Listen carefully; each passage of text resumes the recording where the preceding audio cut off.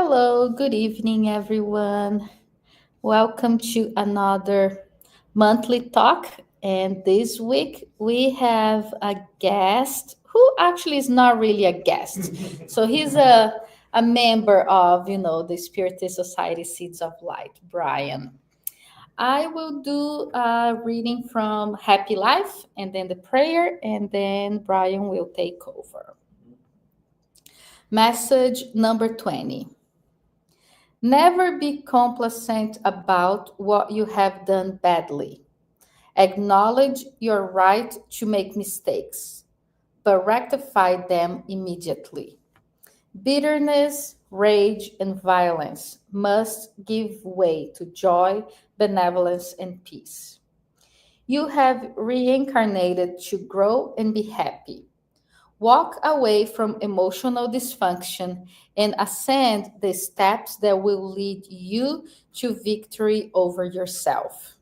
Those who are unable to tame their negative inclinations become victims of the resultant disorderness. Yeah, I guess we have to acknowledge, but not repeat. And that's the trouble. Yes.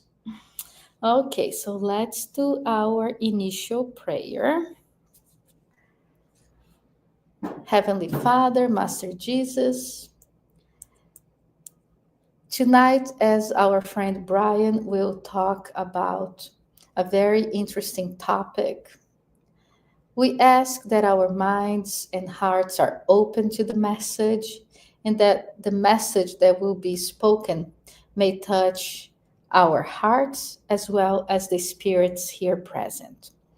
We ask, Father, that you may inspire Brian, and we ask permission to start tonight's talk. Thank you, and so be it.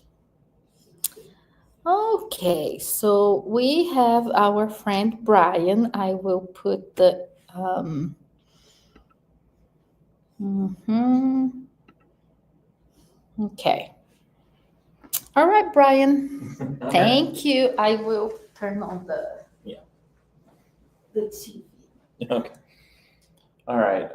Welcome everyone online, everyone here in the center, all two of us.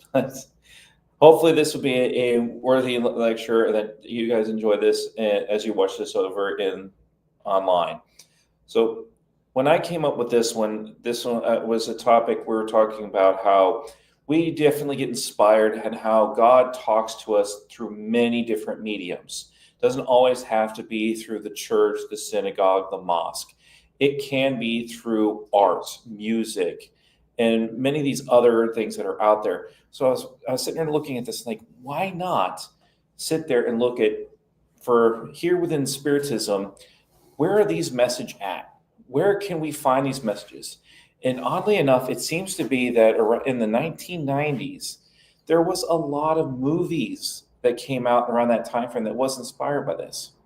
But before I get into it, let me go over these influences of the spirits and the efforts to enlighten humanity, where the spirits would come and inspire artists, poets, musicians, writers, inventors to create new and profound works to promote thought and implant new ideas. A case that I was studied at one of the other centers was we were talking about the Santos Dumont and how he created his airship, and on the spiritual side of things, that the spirits were working around the world to bring air travel to humanity. So Santos Dumont was just one of many people that was involved in the project, including the Wright brothers. So these works can reach out to those who are not awakened or aware. This is a way of a call to arms. This is a way to bring us back into God's fold. It may not be through preaching or telling you that you've done this or that, but it's find something else that awakens in you that desire to be closer to God, to bring you back to the faith. For those that are following in the news, there's been a big trend.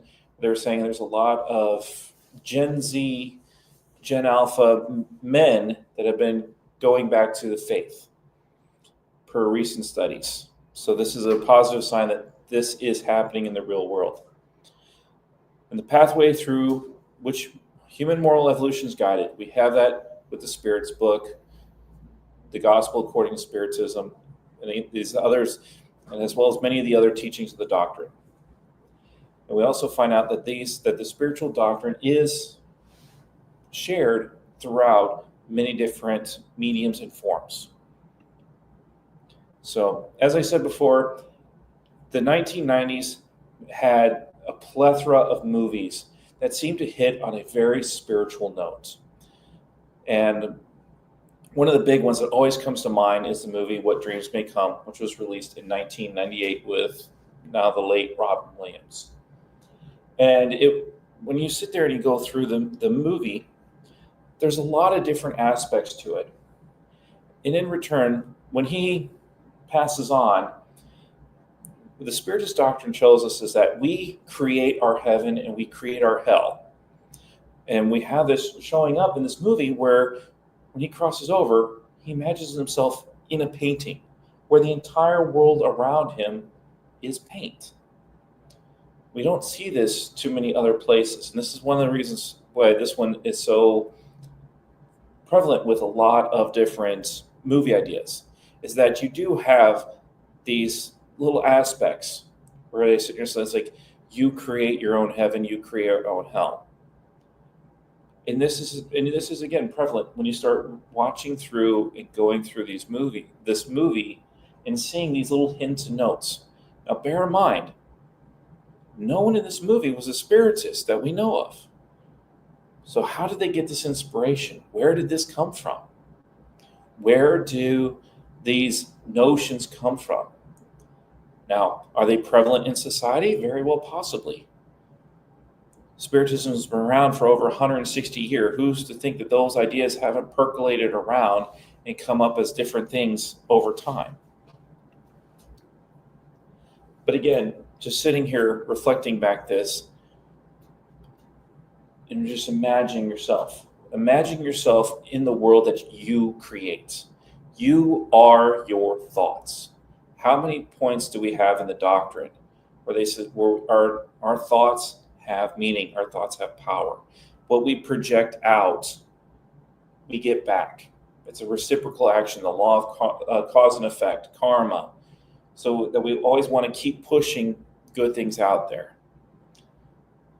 So even though Robin Williams is a character that we all love because he makes us laugh, he has ways of inspiring that, even to the point where he's sitting here, he's living in his dream world, he sees a bird, and he gets hit in the head.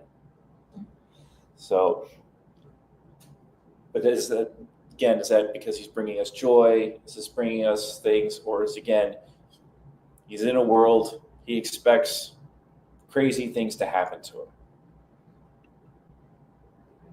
But as we get into the story, now we start seeing that there's more to this story that is both interesting at the same time, because now we're starting to see that the power of thoughts communicates through. We can, through mediumship that we have, we can kind of sense other things that are going on around us and everything else. We can feel the effects. We can see, like, as we'll get onto later with a different movie, we can start to see these things showing up where the world can be an effect. Now, notice in this point here, he's already met his guide, and the guide has already told him, hey, the world is what you want it to be. If you want to make it real, you can make it real. And now we're no longer in the world of paint, but we are in the world around it. The painting has become reality. Again, we see this time and time again, both in the works of Andre Louise, Miranda, the Miranda Project, and Heaven and Hell, all these stories where we get to see people, when they cross over, they see the impacts of their life, how that's influenced their spiritual life. Just like in here, we have Robin Williams' character, Christy, being subject to, he's feeling the effects of his wife's sadness, his wife's depression. It's showing up to him in this painting. he can feel it, just as spirits can feel our prayers, or how we can feel the impact of the obsessors around us. So I'm hitting a lot of topics, but then again, I'm just sitting here saying, like, this is just one movie that's not related to the doctrine, and yet you can say here, point to this, point to this, point to this, point to this, and you can see parallels between this and the things we learn about in the codification, in the works of not just Allan Kardec, but Leon Denis, the spirits through Chico Xavier, Divaldo Franco, and many, many others.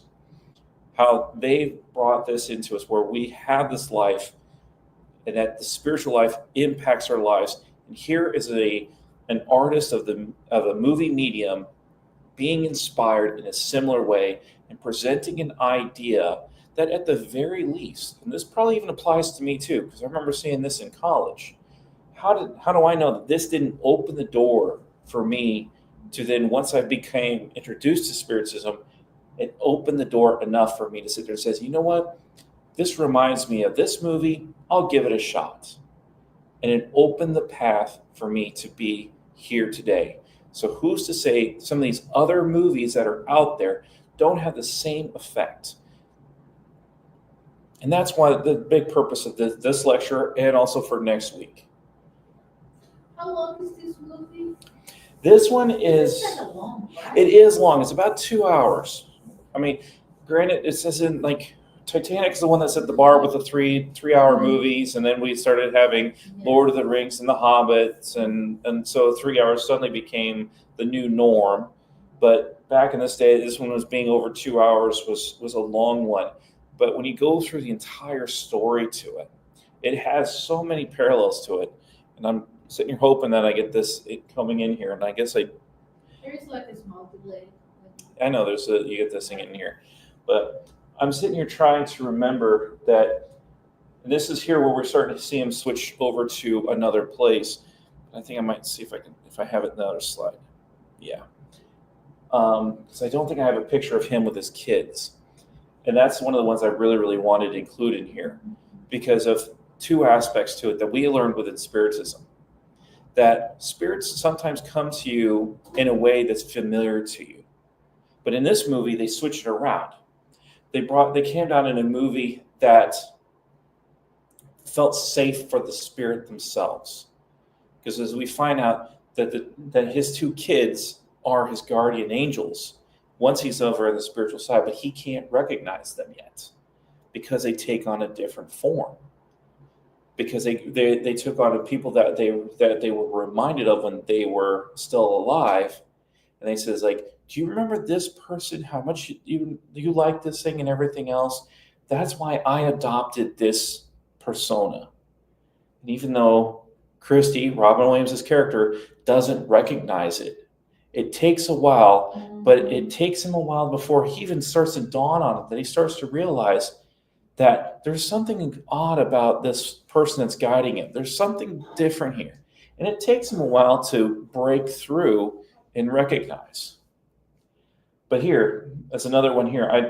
When we saw this one here, and realizing that for those that are big on the Andre Louis series, that looks like umbral, the lower zones, does it not?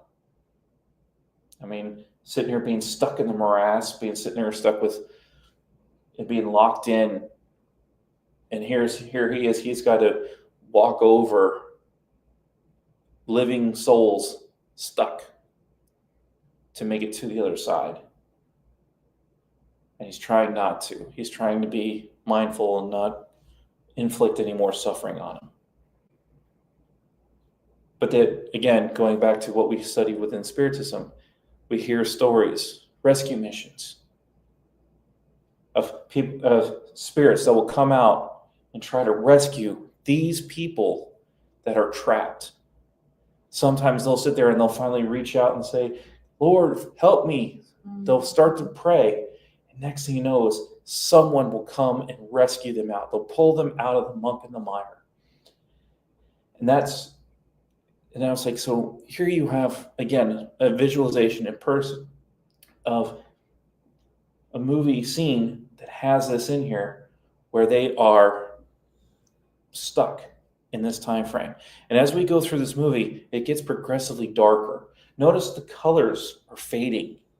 We're not in the beautiful colors as before. It's starting to become more muted. It's starting to lose its tones. And even to the point where we go into this next video, this next image here, where we are starting to see, now we're in the world of the suicides. We had there's another book out there, Memoirs of a Suicide. And in it, now where the Spiritism, it actually does show up in this movie. It breaks a rule that we have as Spiritists, but it's actually proven in the movie, even though the movie establishes once you're there, you're stuck. And he goes there, he finds his wife, now that she's crossed over, but she's in a suicide. He goes down and does his best to try to rescue her and bring her back to the light.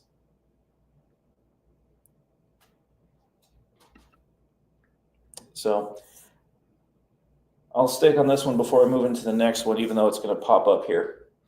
But when you go through that movie as part of that suicides, actually, I'll just back it up for right now. When he's in the suicides, and he does a sacrifice. He says, if you can't be with me, I will be with you. And that is the spark. That is the energy that the other person needed to say, no, don't be like that. I love you. Keep going and everything else. It awakened in his wife that desire to live and go forth, to the point that eventually, as you go on through the movie, what ends up happening? They introduce reincarnation. You can go back. You can meet each other again, all over again. And the kids even says, we'll see you again soon. The kids knowing that we'll be your kids again in the next life, but we understand that you two have to meet first. Mm-hmm. And it ends with them meeting as kids, meeting up for the first time. And yet they were led to be together. So start sitting here and taking into account and thinking about that. How much is there? How much, when you go through and you pick on a story like this, you can build upon and sit there and just how much of it is what we see in the doctrine, what we've been studying for either, if you're a beginner, days or years, decades, your entire lifetime. And yet it's great to see how these things are popping up. These things are inspiring us. And by us, I mean humanity, not just us spiritists, to the ideas of things that are beyond. And at least giving us the chance to think and to use a big phrase, what if? Because that was always the things when I remember every time I listen to the story between what's the question to an atheist and religious person, that always says, what if you're wrong? When you ask an atheist, what if you're wrong? What if there is a God? And I'm not going to answer that because it's a charged one, but still, it's one of those things where it's like, if we live as though there is a God, as doctrine tells us there is, we live a better life, moral life, we help others, we do more for society than just ourselves, versus the opposite being true, which the doctrine also talks about, where Allan Kardec has this big, long speech where he kind of fights that idea, fights that notion, and says like, hey, without an afterlife, just YOLO takes a whole new meaning. And rules typically would go right out the window. Because if you only live once, why live by any rules? And Allan Kardec, in his studies, he answers that. So, I am flying. So moving on to the second movie. I only did 2 movies today. so I can save some for next week. And this one here, I went with The Sixth Sense, and the other big movie. So the other movie was What- 98. And this is 1999. They were like bam, bam, bam, one after That- the other. Well, like I said, the 1990s has a lot of movies, because even when you take like the Matrix, the first Matrix from 1993, imparts. I'm even thinking about adding that one in for next week. But it was when you sit here saying like it brings up reincarnation. It also brings in that the dual lives, the world of the real versus the world of the Matrix. Let's put that into a spiritual context, where the spiritual world is the world of the real, and our physical bodies is the Matrix. When you put it in those terms, I've never seen The Matrix. now that I've kind of spoiled that part to you, and it's sitting there, it's especially the first one. Then, because the other thing too, they always sit with that one is this. That one in there. The trick is when you're in the Matrix, there's no blue. Blue is a calming color, so the entire Matrix world is blue free. It doesn't show up until the very, very end. So Little spoiler. a little spoiler, but still the fact that it's like you're connecting and everything else, and and I mean, even through their mechanized things with how they can teach you to learn things instantly. So it's like, and then it's like by doing that, you can learn. It's like, well, imagine that on the spiritual side. As you gain more of your spiritual information that you knew that would imply into your life and that would inform your physical life, what would that do for you? We kind of see that with our talents, with our abilities to what's like the things we have a knack for, things we just seem to come to us naturally. Didn't come to us naturally. We probably learned it in the previous life, and it's just manifesting. It's like, so it's like, but it's kind of like riding a bike. Once you learn how to ride a bike, you never forget. You may have to stumble when you get on a new bike because it's slightly different. That's the same thing with the same thing with a new body. You get into a new body, it doesn't react and respond the exact same way, so you kind of have to get used to it. But once you get used to it, you can keep going with what you were doing. So, moving on to The Sixth Sense. Unfortunately, my pictures on this one are a little bit less because this one is also another one where it's played a lot. And it was one of those things that interesting thing enough was when I was going through and doing my research and everything else, finding out that back in the days of VHS tapes, this was the most watched or most rented video of 2000. Wow. So because between the two movies, the first movie kind of tells more about the spiritual realm, and this is more mediumistic side. Yeah, more the communication and the influence, with. Right. This is, and the big one is this, like, and this is especially for those that are in Spiritism or those that are like, especially those that are attracted to the medium's book, that are those that are here for the science. Remember, we have the three aspects of Spiritism. We got the religious, we got the philosophy, we got the science. And most of us here, there's one book in particular that will always hook you. One of the three will always be the strongest of those. And it's whether it be the gospel, the spirit's book, or the medium's book, depending on what's impacting in your life. For in this movie's case, this little boy, he really needed the medium's book in a bad way. So, and while it was a very good movie and everything else, this one is one that's, unfortunately, it loses a lot of value on a rewatch compared to the first time you watch it. Because once you know the ending, once you know the spoiler, it does kind of ruin it when you go back and watch it again. It loses that value. However, you pay more attention to the details. Yes, this one was chock full of details and shows how much that if you're paying attention, you can see the markers, you can see how things are working and how the coincidence make things work. With some now reading through the reviews, the Screen Rant, and everything else, and like saying, "Oh, this is things that make the story fall apart." Well, But let's take it from a different angle. Like again, Spiritism in the arts. Let's put it through the Spiritist lens. It makes a lot more sense. When you have the Fox sisters, oh so long ago, it was the two girls that was able to bring the manifestation. If they were gone, nothing happened. But if they were present, they would have the knocks. They would have the communications. So that's at the very beginning of what would become the Spiritism. The turning tables. Only certain people would make the tables turn, certain people would not. So it was very specific. And as you go through this movie, one of the few things that you're finding out is that it wasn't just the boy, Haley Joel Osment's character, Cole, that had the ability.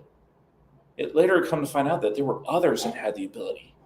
They just didn't recognize it at the time. And it's going right back into what we're going through today. But this is one of the great things that's been happening, especially since I've been part of the Spiritism. We're going on to the 19th symposium.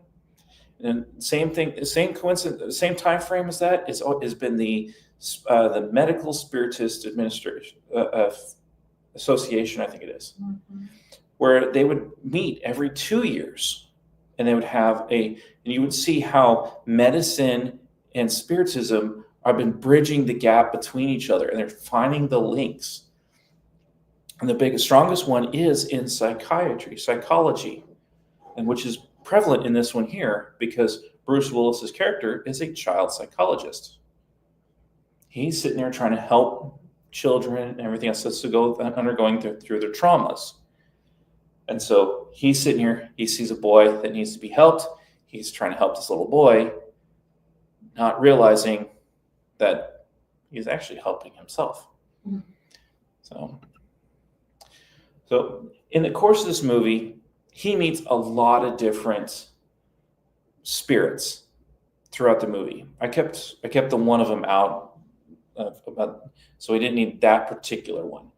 But I did have these other ones in here where he's introducing and seeing these people. And most of these people have undergone some form of trauma to the point where some think that some are aware, some are not. Like this one here, if you she realizes she did something bad to her husband, but she's taken some hits. So we can say she was physically abused and everything else. And she took her revenge on him, but apparently doesn't realize that something happened to her as well. So, and of course. And then in these spirits also, they kind of stayed where they were, right? Exactly. Like she's in the kitchen. You can tell that she's in the kitchen, or Mm-hmm. So they kind of stayed kind of attached or connected to the last, place that they were. Yeah, exactly.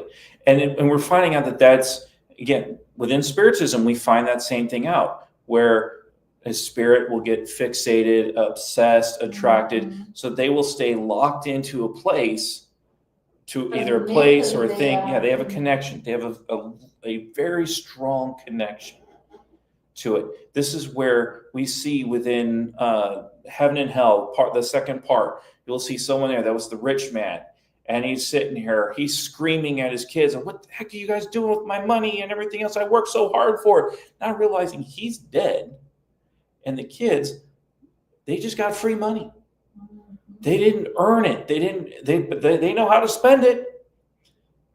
If you give them free money, people know how to spend it real quick. And this person, it was painful for him because he's sitting there saying what he spent, what he obsessed over, what he put so much time and effort into, just vanishing, disappearing. And we see this with other people that were beloved, or people that were stuck with vanity. There was another one that this person was kept thinking of themselves, and they were horrified that they could see their corpse rotting. And they're like, oh, I was so beautiful and everything else. Or they could even feel the worms eating their corpse and everything else, because they're still so attached to it. And this is part of it. This is like one of the reasons why I brought this up is it's one of the few things we don't talk about too much in these group settings. We don't usually bring up the medium's book. We don't do the science.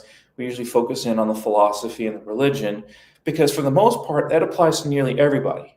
And when we do the medium's book, that's usually reserved for the more advanced studies and more advanced classes, even though there is parts of it that is usually good to share over the chapter on obsessors and things like this, or even just the idea of recognizing the spiritual influences, just having the science as part of it, being a little bit more open. Because we're starting, and then you go start bringing in books like The Planetary Transition, On the Way to Light, where mediumship is going to become more common as we go on further in generations. As we progress into a world of regeneration, mediumship is going to be more common. It's not going to be as specialized, and certain special people like Chico, DeFaldo will have it. It's going to become something that's going to be, the sixth sense is going to be common for more and more of humanity. So another one of the spirits that he meets is this boy from the 70s and everything else, and even to the point where, again, he's locked in. He's to a certain spot, and he goes up and he tells Cole, "Hey, do you want to see where my dad keeps his gun?" And it's not until he turns his head and then he feels like he shot himself. And I'm sitting here thinking, when I watched this one, I said, like, what is the other movie that came to my mind, going back to January when I watched the DeValdo movie, when you had the obsessor trying to force DeValdo to commit suicide too, because of the reverse angle. It makes you think, sitting here, like, hey, could this person be an obsessor? Could this one person says, "Hey, let me show you where dead," and if Cole went with him, found where the gun was, would he try to force Cole to turn the gun on himself?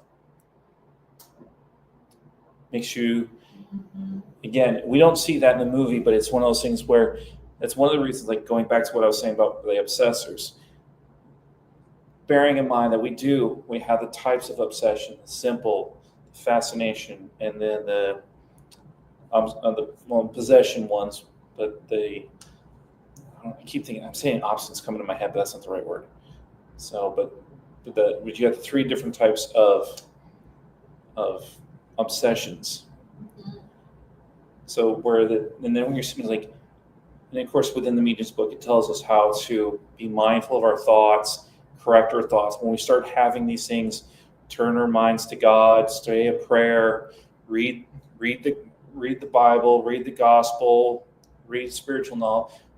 Elevate your spirit, elevate your mood, elevate your vibrations to break the link away from this. Change a negative thought for a positive one. Yes.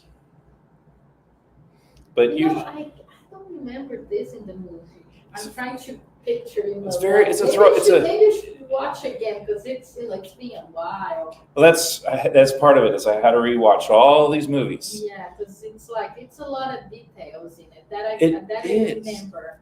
And that's why, and part of the reasons why I select these things and keep going back to it and everything else, like, and even going back to when you go, what dreams may come, when they go to one of the places around, it looks like it looks like the little cardboard plays and everything else, but again, it's like, but this is like, this is, we're here in this one, and we see that Cole keeps encountering people, and he can't. The other thing too, one of the big parts to it too is like, here you go. He's a spirit. Does he look like a spirit to you?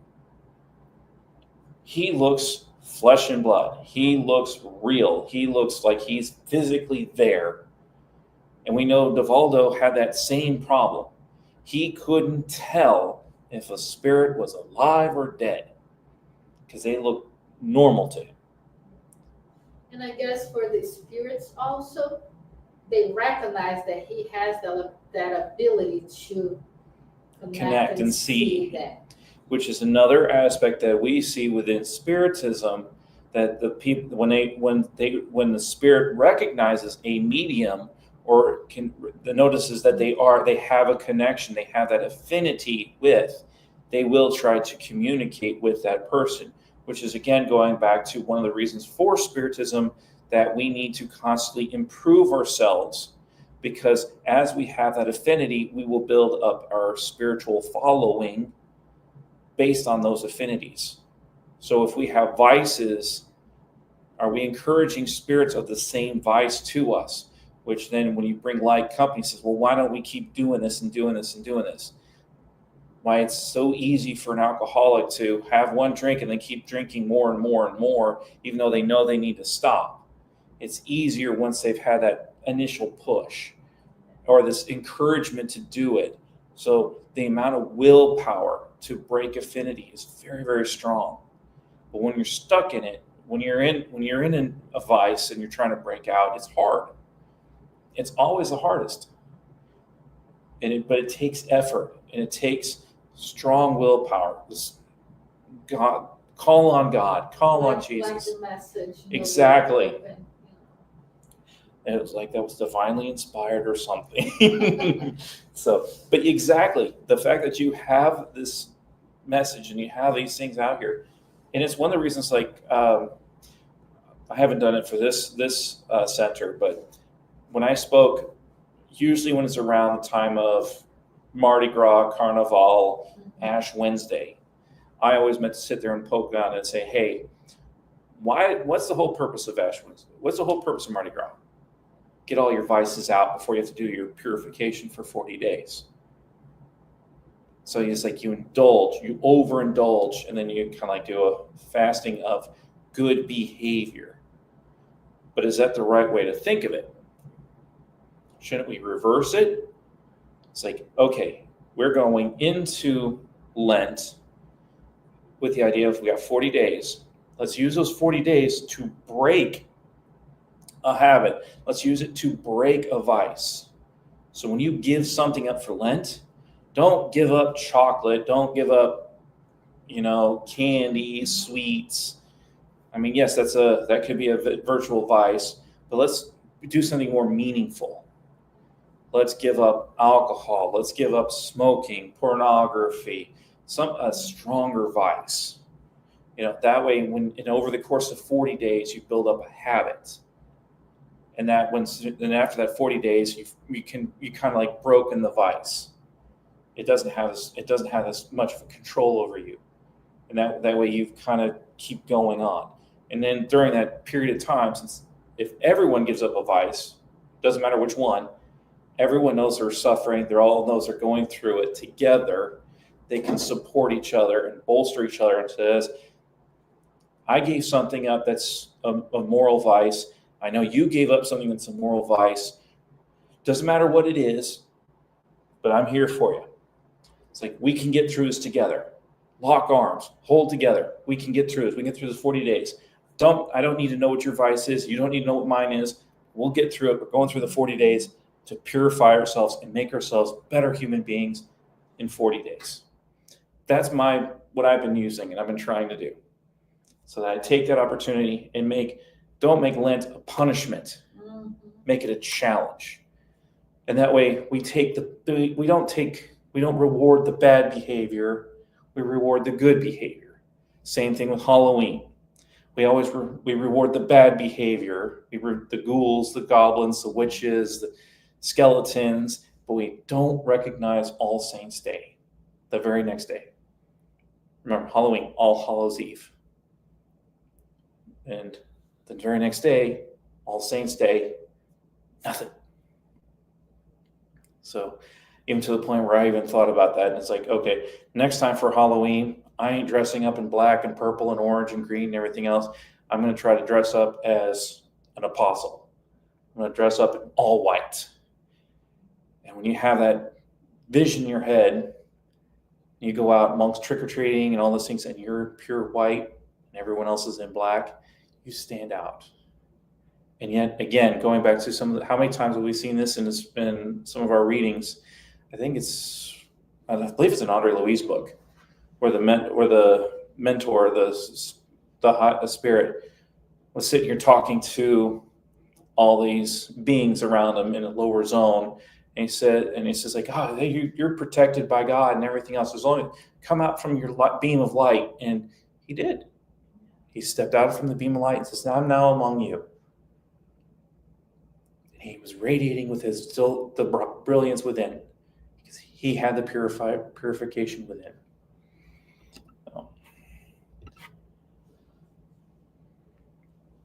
So, but also in some of these parts of these books, one of the interesting ones, or back to the movie, this one here, as we barely don't see it on here, so it's like this is the teacher that was burned. And it was strange because Cole was sitting here talking to him, and it says, yeah, there was a big fire here many years ago in the theater, and not realizing that someone died. But Cole's sitting here, it's like he can sit there and says, yeah, I believe it. And we sit there and see that Cole actually sometimes he probably knows the story before he's told it from a living being.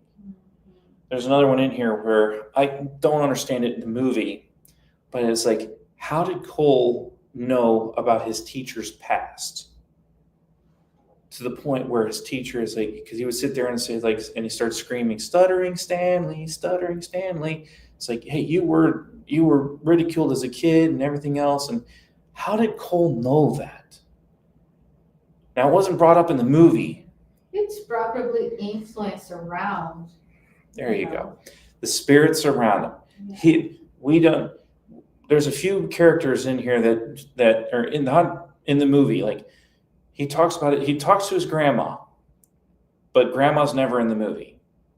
So who's to say that he hasn't? Maybe it's even grandma that tells him the story about stuttering Stanley, and the fact that he was able to force his teacher into a stutter, but he knew his past enough to throw the teacher off his game and show the vulnerabilities within.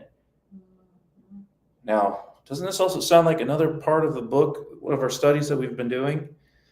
The class 6 types of spirits, the ne'er-do-well types that like to just sit there and be pranksters and jokesters. They make the tricks and yes, the frivolous spirits, and they sit there and they're the ones that will go to the fortune teller. Oh yeah, you're going to marry a millionaire and everything else, and just sit there and laugh in the background.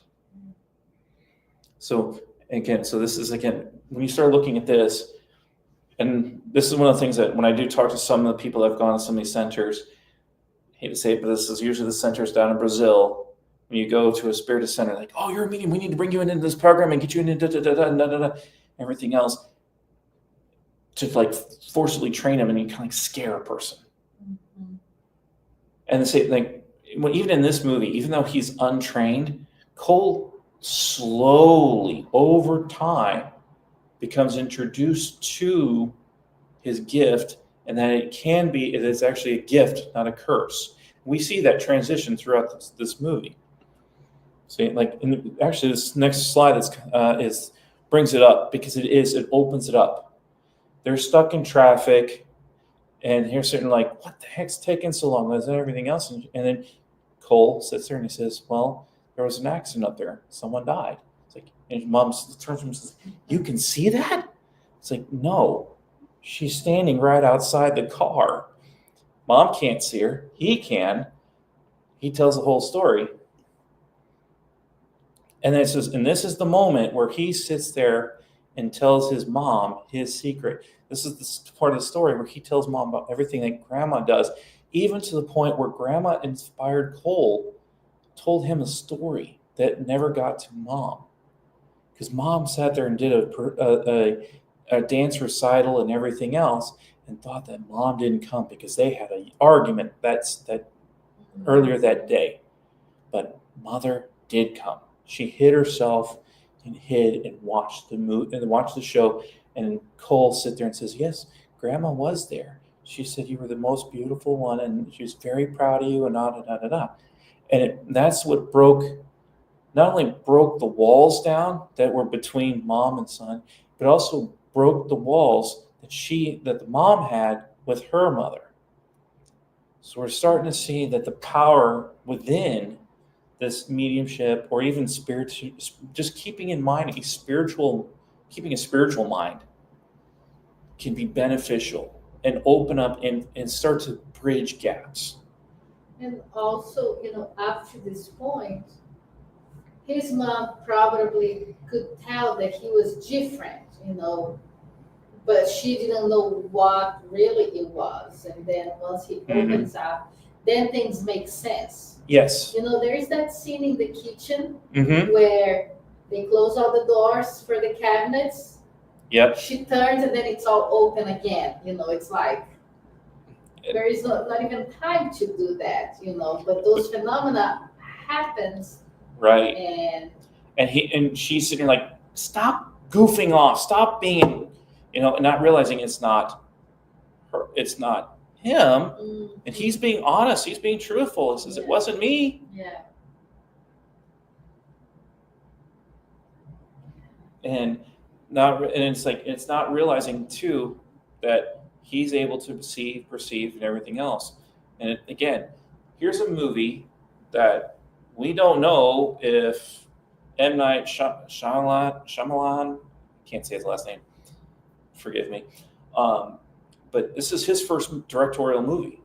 This is the beginning of his career, and we know he's gone up and down, up and down, up and down. But still to have, and part of it is probably beginner's luck. His best success is this movie, and he hasn't been able to touch it since. But then again, within Spiritism, we've learned that there's a few others that have had that happen to them. I believe. But imagine how many people saw that movie and thought, "I'm not crazy," Yeah. I see myself in that situation, and shortly after this, then you start seeing things like. Then they started doing that TV show Ghost Hunters with taps and everything else, and you got the two rooter plumbers, and they go and they start filming spooky places and look for evidence and everything else. They want to see the physical manifestation. Yes. Not realizing that there's a spiritual component, and that's still a big issue even to this day. Where is the biggest divide? Because we're limited by our 5 senses. Sight, touch, taste, smell, hear. And what's the name of this movie? The 6th sense. Something outside our proverbial 5 senses. Yeah. But yet we are already seeing within science itself evidence of things, especially when you go down to like quantum theory and the quantum realm, where things start to behave differently. Things don't follow the normal rules of physics that we know and love today, that they follow their own different rules. And finding out that, like, especially they were saying when you're trying to photograph an electron, that when you put a thought into it, the electron appears where you want it to be. Starting to illustrate the fact that thought has power, and we're not recognizing it. We're starting to. But yet, here we go, 160 plus years ago, in the Spirits book, they sit there and say, yeah, power. So, going back to the slide, and the co-lead character we have in this movie is Bruce Willis. And we have it here, he's sitting here, he's teaching, he's being a psychiatrist to him and everything else. And like I said, this is the twist, this is the tease, this is the spoiler of the movie. For those that realize that at the very beginning of the movie, he gets shot, and then he wakes up, and next thing you know is he's helping another kid. So he thought, oh, I lived, I survived. But then this is the thing, when you go back and rewatch this movie, that's when you start to see that things are different. That things aren't lining up perfectly. Does he have a brown and green eye in that movie? Or it's just a light that it's... It could be, but at the same time, you might be right. I think he might have that. That's him in the character. But I was like, look at this, very, very young here too. Mm-hmm. And doing this movie was a way too. And like this is in here, he doesn't even recognize he's dead until the very last moment. It's like until she drops the wedding ring and it rolls to him, and he looks down and he's like, realizes that, why is it not on my finger? then he realizes that, oh, crap. Then he sees that he's dead. And then things start falling into place and everything else, to the point where he goes and sits there and says, okay, I helped this kid now. I think I can move on. I can move to the next level. I can leave you be. I love you. I'm going to miss you, but I'm no longer part of your life. And I have to move on. And I mean, this character kind of came back, So I would say he's the one that actually needed the most. Yes. Because the others, he had kind of encounters and then done. Mm-hmm. They would either move on or, Yep. But him, he was like every day coming back and, Yeah. To the point that the boy is like. And even to this one, I don't know if let's see, do I have that slide in here? No, I don't. There was another ghost in here that is of the girl that was very, very sick. Mm-hmm. Comes to him because he's hiding in his little tent and is like, keep out. It's like his no ghost allowed area. And this one ghost rips apart his blanket, his little tent and everything else. She gets sick. She throws up and everything else and scares him. And it's just like, and she's like, I'm better now. But then she says, hey, but she gives him a message. So next thing you know is we see him and Bruce Willis' character. They walk and they go to this little girl's funeral. Goes in, he finds a tape that she was hiding, showing that she was being poisoned, mm-hmm. and gives it to the father. The nanny cam. So no, she was recording herself. She was doing a podcast, as it were. Granted, this was VHS tapes at the time, but she set up a camcorder. She was recording herself doing a puppet show. Mm-hmm. And she quickly put the puppets away and everything else to go get food, and not realizing that video caught her mother putting in, I think it was a castor oil or something like that, that was making her sick, that was keeping her sick.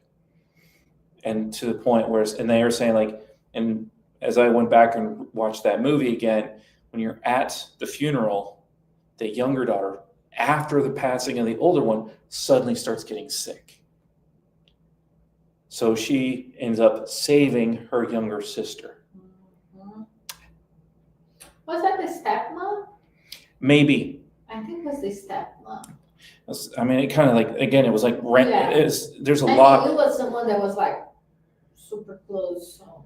Yeah, so it's all tied in together.